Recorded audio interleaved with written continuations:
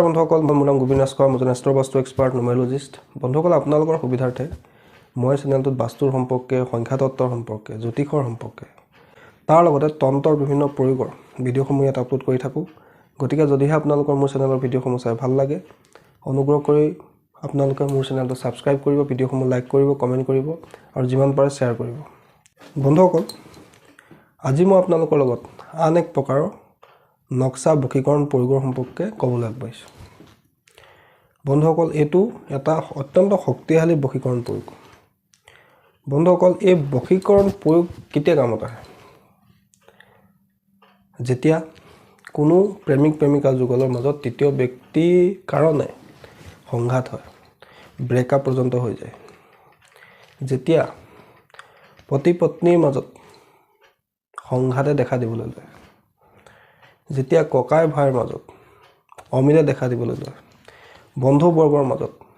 দুজন ভাল বন্ধুৰ মাজত সংঘাতৰ সৃষ্টি হয় যেতিয়া পিতা পুত্ৰ বা মাতৃ পুত্ৰ বা মাতৃ কন্যাৰ মাজত সংঘাতে দেখা দিয়ে বন্ধুসকল এতিয়া কথা হৈছে বশীকৰণ প্ৰয়োগ বিভিন্ন ধৰণৰ আছে মই আগতেও কৈছোঁ আপোনালোকক বিভিন্ন ধৰণৰ বশীকৰণ প্ৰয়োগ আছে কমসে কম 1000 মান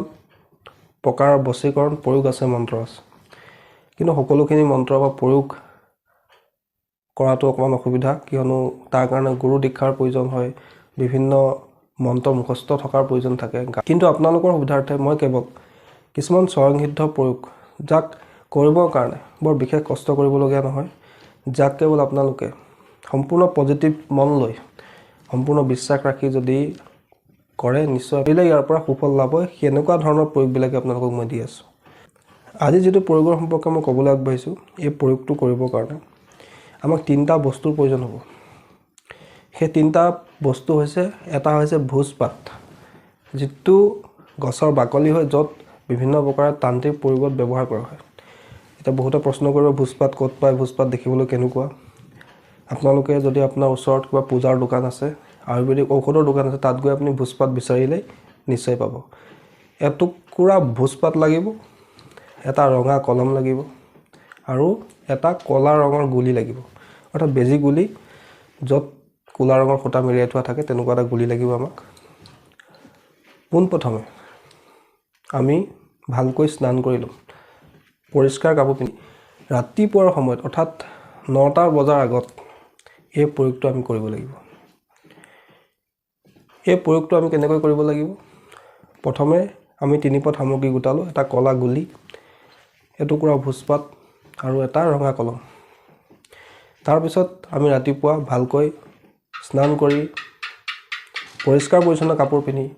উত্তৰ বা পূব দিশলৈ মুখ কৰি আমি বহিম বহি লৈ মই এতিয়া আপোনালোকক এটা নক্সা দিছোঁ এই নক্সাটো আপোনালোকে ভোজপাতত ধুনীয়াকৈ লিখিব লাগিব এই নক্সাটো আপোনালোকে ভালকৈ চাই লওক এই নক্সাটো যেনেকৈ লেখা আছে ঠিক তেনেকৈ আপোনালোকে ভোজপাতত ৰঙা কলমেৰে লিখিব লাগিব এই নক্সাটোৰ দুয়ো কাষে একফালে নিজৰ নাম লিখিব আনফালে যাক আপুনি আকৰ্ষিত কৰিব কৈছে বশীকৰণ কৰিব কৈছে সেই ব্যক্তিজনৰ নাম লিখিব অৰ্থাৎ যদি সোঁফালে আপোনাৰ নাম লিখিছে তেন্তে বাওঁফালে বশীকৰণ কৰিব খোজা ব্যক্তিজনৰ নামটো লিখিব সম্পূৰ্ণ নাম লিখিব উপাধি হওক সেয়া লাগে আপোনাৰ স্বামী হওক স্ত্ৰী হওক আপোনাৰ প্ৰেয়সী হওক প্ৰেমিক হওক বা বন্ধু বান্ধৱ বা XYZ যোনেই নহওক কিয় যাকে আপুনি বশীকৰণ কৰিব খুজিছে সেই ব্যক্তিজনৰ নাম লিখিব তাৰ পিছত ভোজপাতখন আপোনালোকে সৰুকৈ জপাই ল'ব ফোল্ড কৰি ল'ব সৰু কৰি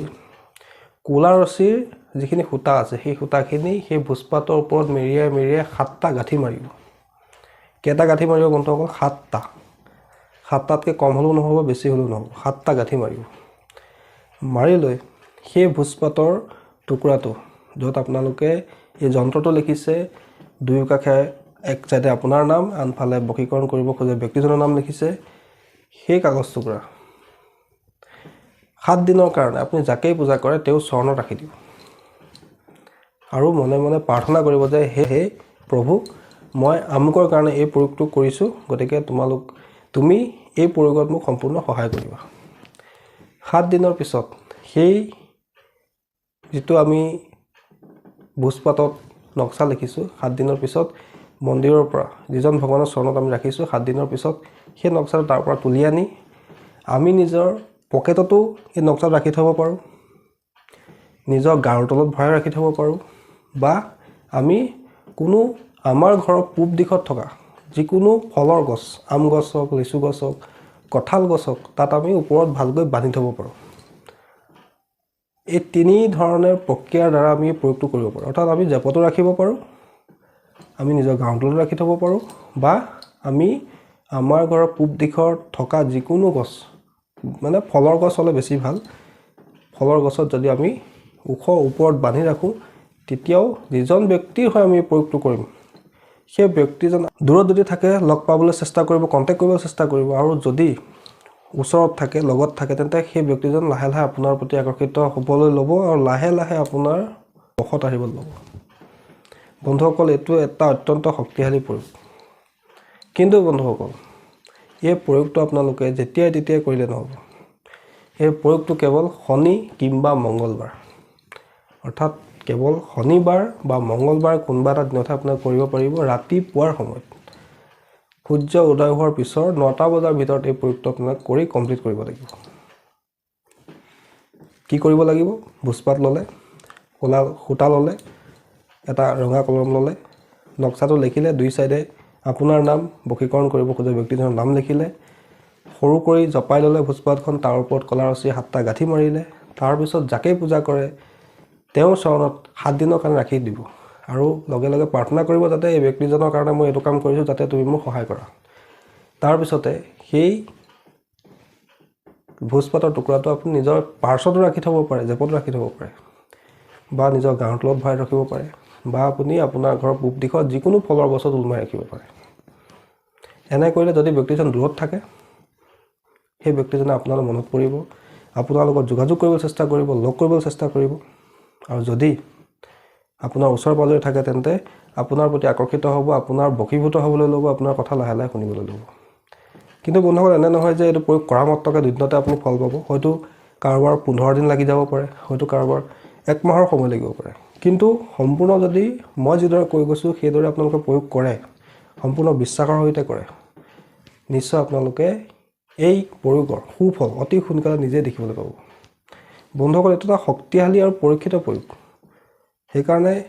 প্ৰথমে কওঁ, সম্পূৰ্ণ আস্থা ৰাখি এই প্ৰয়োগটো কৰিব। যধে মধে আপোনালোকে এই প্ৰয়োগটো নকৰিব। মই যিদৰে কৈছোঁ সেইদৰে প্ৰয়োগ কৰিব, আৰু বাৰ দুটা মনত ৰাখিব, শনিবাৰ কিংবা মংগলবাৰহে এই প্ৰয়োগ কৰিব ৰাতিপুৱাৰ সময়ত। আৰু এই প্ৰয়োগটো কৰোঁতে নক্সা লিখোঁতে আমি উত্তৰ বা পূব দিশৰ ফালে মুখ কৰি লিখিব লাগিব। বন্ধুসকল, আজি আশা কৰিছোঁ যে আপোনালোকে শক্তিশালী নক্সা বশীকৰণ প্ৰয়োগৰ সম্পৰ্কে জানি ভাল লাগিলে। আশা কৰিছোঁ আপোনালোকৰ ভিডিঅ'টো ভাল লাগিলে। যদি ভাল লাগিলে